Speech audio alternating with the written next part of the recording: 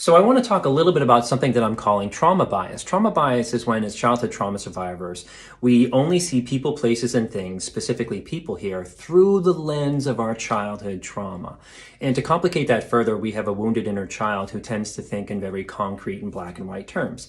Here's what I mean. If you grew up in chaos and poverty and you grew up in all that lack, when you're dating somebody who has a nice apartment and they have a good stable job and they have that clean apartment, you might miss that they're actually a sociopath.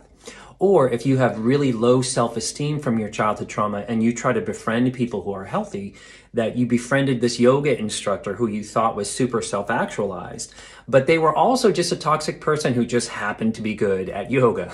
So these biases really get us into trouble, and it's really related to how we were raised.